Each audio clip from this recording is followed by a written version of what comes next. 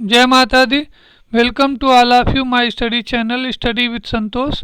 आज हम लोग बात करेंगे सामाजिक परिवर्तन के चक्रीय सिद्धांत के अंतर्गत भाग 2 की।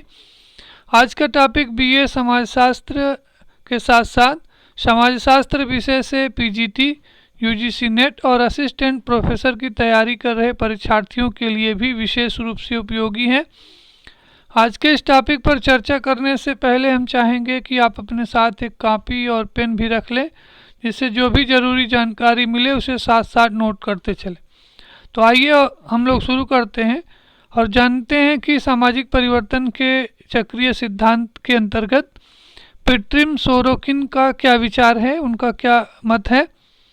जैसा कि हम सब जानते हैं, रूसी अमेरिकी समाजशास्त्री पिट्रिम सोरोकिन का नाम सामाजिक परिवर्तन के चक्रीय सिद्धांत के अंतर्गत विशेष रूप से लिया जाता है। उनकी जो पुस्तक है सोशल एंड कल्चर डायनामिक्स, जो कि 4 खंडों में प्रकाशित हुई है, इस पुस्तक में उन्होंने सामाजिक परिवर्तन के चक्रीय सिद्धांत को स्पष्ट किया है।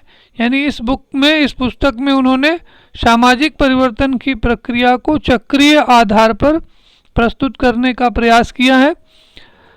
सोरोकिन ने अनुभवाश्रित आंकड़ों के आधार पर समाज में जो परिवर्तन की प्रक्रिया है उस प्रक्रिया को चक्रीय आधार पर प्रस्तुत करने का प्रयास किया है और इस क्रम में उन्होंने मानव इतिहास के बीते 3000 वर्षों का अध्ययन किया है और जिसका विवरण उन्होंने अपनी पुस्तक में दिया है। इस पुस्तक में उन्होंने अनेक युद्धों, आंदोलनों और क्रांतियों को विस्तार से दर्शाया है और जिनके माध्यम से उन्होंने सामाजिक परिवर्तन की प्रक्रिया को चक्रीय आधार पर प्रस्तुत किया है। और सोरोकिन ने समाज की संस्कृति को मुख्य रूप से 3 भागों में बांटा है।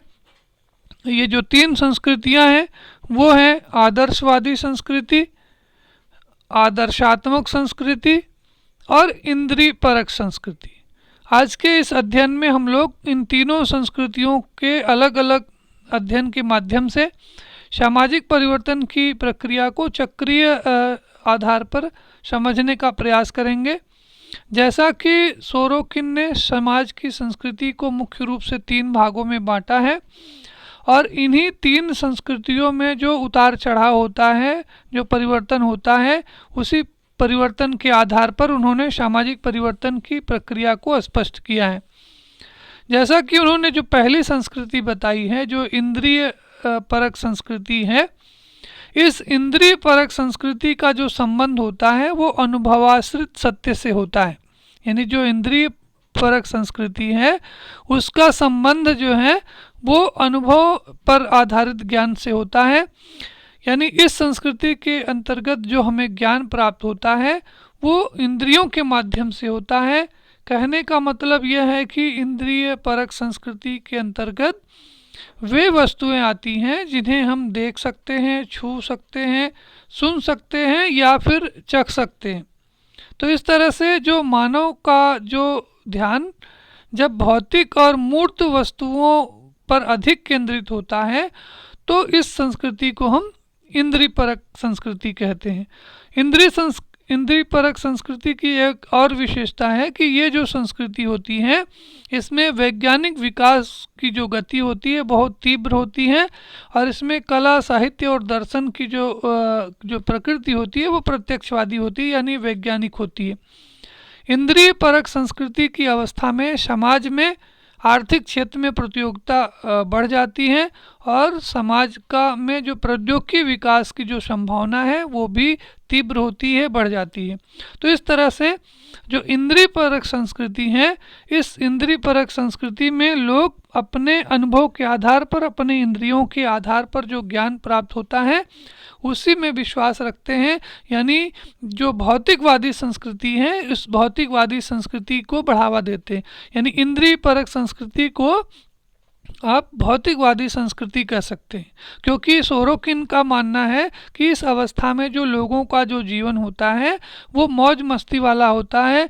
सोरोकिन के ही शब्दों में उन्होंने कहा कि खाओ पियो और मौज करो क्योंकि कल किसने देखा। ये स्टेटमेंट सोरोकिन का ही है, क्योंकि ये जो आदर्शवादी संस्कृति है, इंद्रिय परक संस्कृति है, ये इंद्रिय परक संस्कृति चूँकि अनुभव पर आधारित होती है, इंद्रिय परक ज्ञान पर आधारित होती है और भौतिकतावादी मूल्यों पर आधारित होती है। इस कारण से इस संस्कृति में लोग भौतिकवादी संस्कृति में भौतिक मूल्यों में अधिक विश्वास करते हैं और आध्यात्मिक मूल्यों या धर्म और परंपरा और प्रथा आदि के ऊपर उनका जो विश्वास है वो कम होता है। तो इस तरह से जो हमारी अगर हम उदाहरण देना चाहें तो जो पश्चिमी संस्कृति है उसको हम इंद्रिय परक संस्कृति के पश्चिमी जो समाज है, पश्चिमी समाज को हम इंद्रिय परक संस्कृति के रूप में परिभाषित कर सकते हैं। यानी जो पश्चिमी समाज है वो इंद्रिय परक संस्कृति पर आधारित है।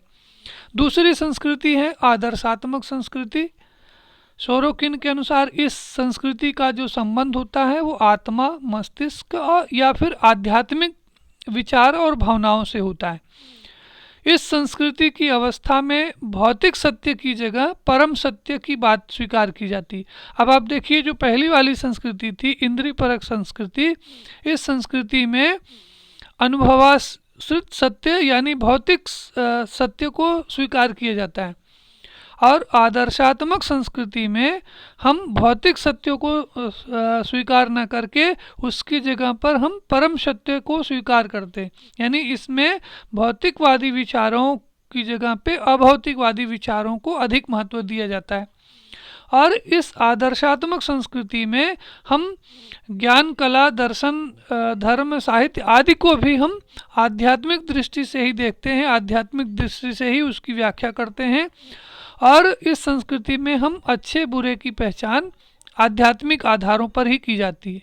यानी जो आदर्शात्मक संस्कृति है वो भौतिकवादी मूल्यों की जगह पर आध्यात्मिक मूल्यों को अधिक महत्व देती हैं और हमारा जो पूरा का पूरा जो सामाजिक जो व्यवस्था है उस पूरी की पूरी सामाजिक व्यवस्था में भौतिकवादी मूल्यों की जगह पे आध्यात्मिक मूल्यों का अधिक महत्व होता है और संपूर्ण जो सामाजिक व्यवस्था है इन्हीं आध्यात्मिक मूल्यों के आधार पर निर्धारित की जाती है, संचालित की जाती है। यानी आदर्शात्मक जो संस्कृति है उसमें समाज में नैतिकता का महत्व अधिक हो जाता है और समाज में उपयोगितावाद या सुखवाद का महत्व घट जाता है। तीसरी जो संस्कृति है वो है आदर्शवादी संस्कृति। ये आदर्शवादी संस्कृति जो होती है, सोरोकिन का कहना है कि आदर्शवादी संस्कृति में इंद्रिय परक संस्कृति और आदर्शात्मक संस्कृति दोनों संस्कृतियों के तत्व पाए जाते हैं। यानी जो आदर्शवादी संस्कृति है वो इन दोनों संस्कृतियों का जो पहले जो जिन दोनों संस्कृतियों की चर्चा की गई है इन दोनों संस्कृतियों का मिला जुला स्वरूप है, इन दोनों के बीच की स्थिति है। वास्तव में जब समाज की संस्कृति इंद्रिय परक से आदर्शात्मक और आदर्शात्मक से इंद्रिय परक संस्कृति की ओर परिवर्तित होती है तो कुछ समय के लिए आदर्शवादी संस्कृति की स्थिति आती है। यानी ये जो संस्कृति का जो है वो एक दोलन की तरह से, एक सरल लोलक की तरह से आदर्शवादी संस्कृति से इंद्रिय परक संस्कृति की ओर और इंद्रिय परक संस्कृति से आदर्शवादी संस्कृति की ओर ये उतार चढ़ाव होता रहता है और इन दोनों के बीच की स्थिति होती है आदर्शात्मक स्थिति। यानी इस स्थिति में जब ये परिवर्तन की प्रक्रिया हो रही होती है तो इस समय में कुछ समय के लिए आदर्शवादी संस्कृति की स्थिति आती है और ऐसी स्थिति में सोरोकिन का कहना है कि ऐसी स्थिति तब उत्पन्न होती है जब आदर्शात्मक संस्कृति चेतनात्मक संस्कृति में परिवर्तित होने लगती है या बदलने लगती है। तो इस तरह से सोरोकिन ने जो समाज में जो परिवर्तन की जो प्रक्रिया है उसको इन्हीं तीन संस्कृतियों के आधार पर स्पष्ट करने का प्रयास किया है। उनका ये मानना है कि जो सामाजिक परिवर्तन है वो वास्तव में आदर्शवादी संस्कृति से इंद्रिय परक संस्कृति की ओर और इंद्रिय परक संस्कृति से आदर्शवादी संस्कृति की ओर होने वाला परिवर्तन है। सोरोकिन ने अपने ये इस सांस्कृतिक परिवर्तन सिद्धांत को स्पष्ट करते हुए ये बताया कि इंद्रिय परक संस्कृति और आदर्शात्मक संस्कृति सांस्कृतिक व्यवस्था के दो ध्रुव हैं और इनके बीच में आदर्शात्मक स्थिति आती है। यानी जो प्रत्येक सामाजिक व्यवस्था है वो इंद्रिय परक संस्कृति से आदर्शात्मक संस्कृति की ओर और आदर्शात्मक संस्कृति से आदर्शवादी संस्कृति से इंद्रिय परक संस्कृति की ओर आती जाती रहती है और इन दोनों के जो बीच की स्थिति होती है वो आदर्शात्मक संस्कृति होती है। सोरोकिन का ये मानना है कि जब एक सांस्कृतिक व्यवस्था अपनी चरम पर पहुंच जाती है तो अपनी गति को उल्टी दिशा में उसे मोड़ना पड़ता है। यानी जब जो एक संस्कृति है अपने चरम अवस्था में पहुंच जाती है तो चरम अवस्था में पहुंचने के बाद जो उसकी गति है वो उल्टी हो जाती है, विपरीत दिशा की ओर मुड़ जाती है। और इस कारण से ये जो सोरोकिन का जो सिद्धांत है उस सिद्धांत को हम लोग सीमाओं का भी सिद्धांत कहते हैं। यानी सोरोकिन के इस परिवर्तन के सिद्धांत को हम संस्कृति की सीमाओं का सिद्धांत भी कहते हैं, क्योंकि इस सिद्धांत के माध्यम से सोरोकिन ने ये स्पष्ट किया है कि सामाजिक परिवर्तन एक ऐसी प्रक्रिया है जो दो सांस्कृतिक व्यवस्थाओं यानी इंद्रिय परक संस्कृति और आदर्शात्मक संस्कृति के बीच व्यक्त होती है। यानी इन्हीं दोनों के बीच में ये परिवर्तन होता रहता है। सोरोकिन का जो ये सीमाओं का सिद्धांत है वो ये स्पष्ट करता है कि सांस्कृतिक व्यवस्था में चरम स्थिति आने के बाद स्वाभाविक रूप से उसकी जो गति है वो उल्टी हो जाती है, विपरीत हो जाती है या उसको होना पड़ता है, भले ही वो संस्कृति कितनी ही अच्छी हो या कितनी ही बुरी क्यों ना हो।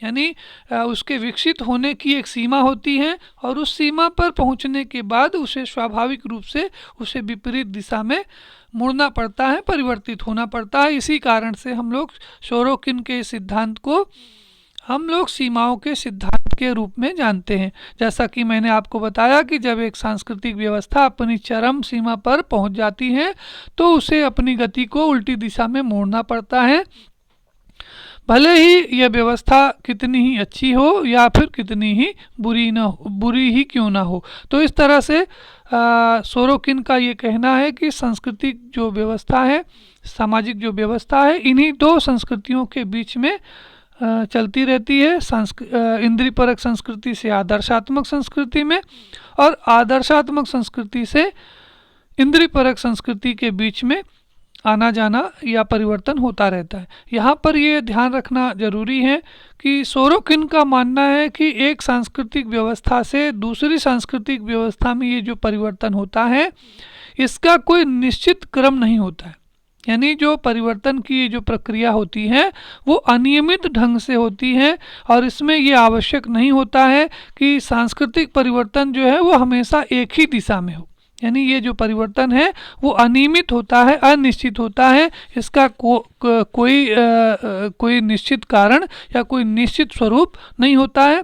वास्तव में सोरोकिन का ये कहना है कि उस जो प्रत्येक सांस्कृतिक व्यवस्था के अंतर्गत कुछ अंतर्भूत शक्तियाँ होती हैं और उन्हीं शक्तियों के क्रियाशील होने का ये परिणाम होता है कि समाज में की जो संस्कृति है उसमें परिवर्तन होता है।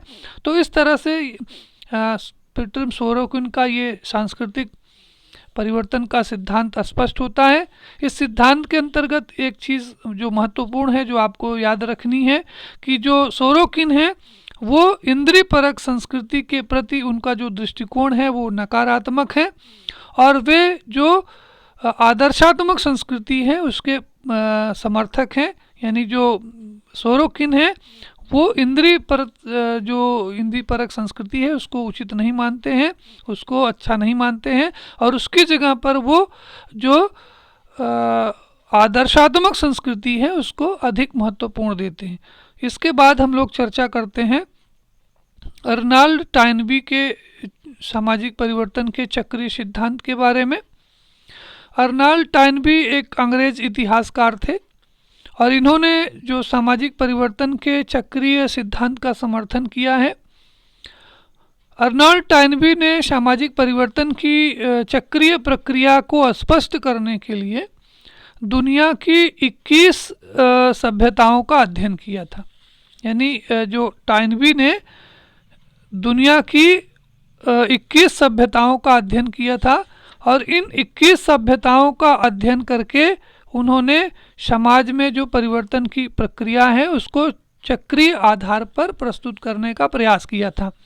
उनका जो इन 21 सभ्यताओं के अध्ययन का जो संपूर्ण विवरण है वो उनकी जो प्रसिद्ध पुस्तक है ए स्टडी ऑफ हिस्ट्री, इस पुस्तक में इन संस्कृतियों के, इन सभ्यताओं का जो गहन अध्ययन है उसका वर्णन मिलता है।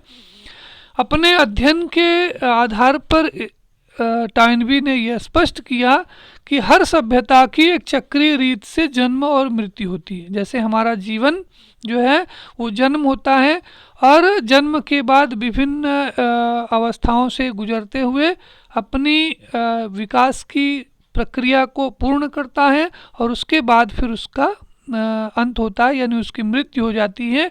तो ठीक इसी तरह से टॉयनबी ने कहा कि हर सभ्यता जो है वो एक चक्रीय तरीके से, एक चक्र की भांति, जैसे दिन और रात होता है, दिन के बाद रात और रात के बाद दिन होती है, उसी तरह से सभ्यता का जन्म होता है, उसका विकास होता है और वो अपने चरम पर पहुंचती है और चरम पे पहुंचने के बाद फिर धीरे धीरे उसकी अवनति होती है, उसका पतन होता है और एक दिन उसकी मृत्यु हो जाती है। तो जो विभिन्न प्रकार की जो सभ्यताएं हैं, जैसे सिंधु सभ्यता, हड़प्पा मोहनजोदड़ो की सभ्यता या मिस्र की सभ्यता या फिर बेबीलोन की सभ्यता की बात करें तो ये सभ्यताएं अपने ज़माने में चरमोत्कर्ष पर थी, लेकिन धीरे धीरे उनकी जो अवस्था है, उनकी जो संस्कृति है वो पतन होती गई, उनकी संस्कृति का पतन होता गया और फिर धीरे धीरे वो विलुप्त हो गई और समाप्त हो गई।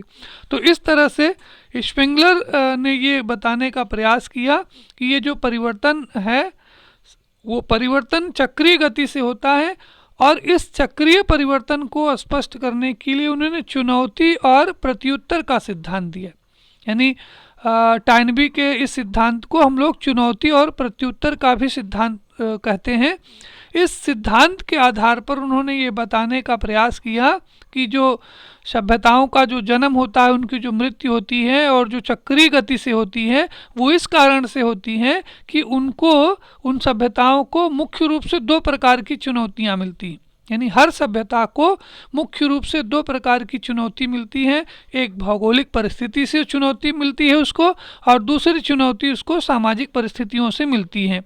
तो इन दो चुनौतियों के कारण, इन दो चुनौतियों से सामना करने के कारण ही उसका विकास होता है और विकास के बाद जब वो चुनौती का सामना नहीं कर पाती हैं तो फिर धीरे धीरे उनकी मृत्यु हो जाती है। टॉयनबी ने ये बताने का प्रयास किया कि प्रत्येक सभ्यता के आरंभ में, शुरुआत में लोगों को समाज की भौगोलिक परिस्थितियों का सामना करना पड़ता है, बहुत सारी प्राकृतिक आपदाओं को झेलना पड़ता है और इन चुनौतियों को झेलना जो है वो वास्तव में कोई आसान काम नहीं होता है। व्यक्ति जो है वो प्रकृति, समाज और प्रकृति के बीच जो है वो एक चुनौतीपूर्ण स्थिति होती है और ऐसी स्थिति का सामना करने के लिए मनुष्य को विभिन्न प्रकार की क्षमताओं या आवश्यकताओं का विकास करना पड़ता है और इन्हीं आवश्यकताओं और क्षमताओं के विकास करने के कारण ही समाज में विभिन्न प्रकार के परिवर्तन और विकास की प्रक्रिया प्रारंभ होती है। दूसरी चुनौती जो है वो सभ्यता को मिलती है सामाजिक चुनौती की। तो सामाजिक चुनौती के बारे में टॉयनबी का कहना है कि ये जो सामाजिक चुनौती है वो दो प्रकार की होती है, एक आंतरिक चुनौती और एक बाह्य चुनौती। आंतरिक चुनौती से टॉयनबी का आशय था कि ऐसी चुनौती जो स्वदेशी सर्वहारा वर्ग से प्राप्त होती है, यानी ऐसी चुनौती जो स्वदेशी सर्वहारा वर्ग से प्राप्त होती है उसको उन्होंने आंतरिक चुनौती के रूप में परिभाषित किया है। उनका ये कहना है कि वास्तव में जो स्वदेशी सर्वहारा वर्ग होता है, जो लंबे समय तक अपने ही समाज के जो सृजनशील अल्पसंख्यक हैं उनके इशारे पर काम करना नहीं चाहता है, और इस कारण से वास्तव में दोनों के बीच में तनाव होता है, संघर्ष होता है, और इस संघर्ष तनाव के परिणाम स्वरूप जो है वो सामाजिक व्यवस्था में परिवर्तन होता है। तो इस तरह से आंतरिक चुनौती के अंतर्गत टाइनबी ने स्वदेशी सर्वहारा वर्ग और सृजनशील अल्पसंख्यकों के बीच में जो तनाव और संघर्ष है उसके आधार पर समाज में परिवर्तन होना स्वीकार किया है। बाह्य चुनौती के अंतर्गत उन्होंने जो बाह्य जो सर्वहारा वर्ग है, या दूसरे शब्दों में जब सभ्यता का जो विकास होता है तो उस विकास में जो बाहरी जो आक्रमणकारी जो बर्बर जातियां हैं उनको उन्होंने टाइनबी ने बाह्य चुनौती के रूप में रखा है। वास्तव में होता यह है कि जब सभ्यता का विकास होता है तो ऐसी दशा में जो सृजनशील जो अल्पसंख्यक और स्वदेशी जो सर्वहारा वर्ग हैं इनके संघर्ष से ही खतरा नहीं होता है, बल्कि जो पड़ोसी जो बर्बर जाति के लोग हैं उनसे भी खतरा होता है। तो ऐसी स्थिति में जब इस तरह का तनाव और कलह होता है तो सभ्यता के सामने एक तरह से चुनौती उत्पन्न हो जाती है, और इस चुनौती का जब वो सामना ठीक तरह से नहीं कर पाती हैं तो फिर वो उसका पतन होता है, उसका बिखराव होना स्वाभाविक होता है। सोरोकिन का मानना है कि प्रत्येक समाज या सभ्यता को भौगोलिक एवं सामाजिक चुनौतियों का सामना करना पड़ता है, उस चुनौती का उत्तर देना पड़ता है। इसके लिए इस चुनौती से निपटने के लिए मनुष्य जो है वो विभिन्न प्रकार की क्षमताओं आवश्यकताओं का विकास करता है, संसाधनों का निर्माण करता है, जिससे कि समाज में विभिन्न प्रकार के परिवर्तन होता है। तो सोरोकिन का ये मानना है कि जो विभिन्न प्रकार के जो सामाजिक परिवर्तन हो रहे हैं वो वास्तव में जो समाज और सभ्यता को जो विभिन्न प्रकार की जो चुनौतियाँ मिल रही हैं उन चुनौतियों का उत्तर देने के परिणाम स्वरूप ये सामाजिक परिवर्तन संभव हो पा रहा है। सोरोकिन का ये कहना है कि जो प्रत्येक सभ्यता का जो भविष्य है वो सृजनशील अल्पसंख्यकों के ऊपर निर्भर करता है। सभ्यता के आरंभिक काल में ये जो सृजनशील अल्पसंख्यक होते हैं वो कल्पनाशील होते हैं, शक्तिशाली होते हैं और चुनौतियों का मुकाबला करने वाले होते हैं, जिससे कि समाज का विकास जो है वो चरमोत्कर्ष पर पहुंच जाता है। लेकिन बाद में कुछ समय बाद में थोड़े दिनों के बाद में उनकी ये जो कल्पनाशीलता है, जो शक्तिशाली होने का जो गुण है, या चुनौतियों से जो मुकाबला करने की जो उनकी प्रवृत्ति है वो धीरे धीरे उसमें कमी आती है, उसमें गिरावट आती है। यानी वो बाद में चुनौतियों का सामना ठीक ढंग से नहीं कर पाते हैं, जिसके कारण से उनकी सभ्यता का जो पतन है वो निश्चित हो जाता है। तो इस तरह से सोरोकिन का ये कहना है कि जो सभ्यता का जो पतन वो वास्तव में जो सृजनशील अल्पसंख्यक हैं उनकी हार है। अंत में हम लोग इस टॉपिक के अंत में कुछ जो है वो ध्यान रखने योग्य बातों का भी उल्लेख करेंगे जो कि परीक्षा की दृष्टि से विशेष रूप से उपयोगी हैं। सामाजिक परिवर्तन के चक्रीय सिद्धांत का वर्णन करने से एक चीज़ स्पष्ट हो जाती है कि सामाजिक परिवर्तन का जो सर्पिल सिद्धांत है वो जोवानी विको ने दिया है। अभिजनों के परिभ्रमण का सिद्धांत जो है वो विल्फ्रेडो पैरेटो से संबंधित है। इसी तरह से जो संस्कृति का जो चक्रीय सिद्धांत है वो ओसवाल्ड स्पिंगलर ने दिया है। सीमाओं का सिद्धांत पीटरिम सोरोकिन के द्वारा दिया गया है, और चुनौती एवं प्रत्युत्तर का सिद्धांत अर्नाल्ड टाइनबी से जुड़ा हुआ है। तो इन जो 3-4 जो 5 छोटे छोटे पॉइंट्स हैं, इन पॉइंट्स को याद करना बेहद ज़रूरी होता है, क्योंकि कंपटीशन में अक्सर इस तरह से छोटे छोटे सवाल पूछे जाते हैं और जिनको लेकर के परीक्षार्थियों में कन्फ्यूजन रहता है। तो इस कन्फ्यूजन को दूर करने के लिए यहाँ पे आपको एक चार्ट के माध्यम से इस कन्फ्यूजन को दूर करने का प्रयास किया गया है, जिससे कि आपको ये तथ्य आसानी से याद हो सकें। अंत में हम आपसे कहना चाहेंगे कि इस वीडियो को लाइक करें, हमारे चैनल को सब्सक्राइब करें और अपने मित्रों के बीच में इसे शेयर करें। और जो बेल वाला बटन है, जो घंटी वाला आइकन है, इसको ज़रूर प्रेस करें, दबाएं, जिससे जो मेरे लेटेस्ट वीडियो हैं वो आप तक पहुंचते रहें।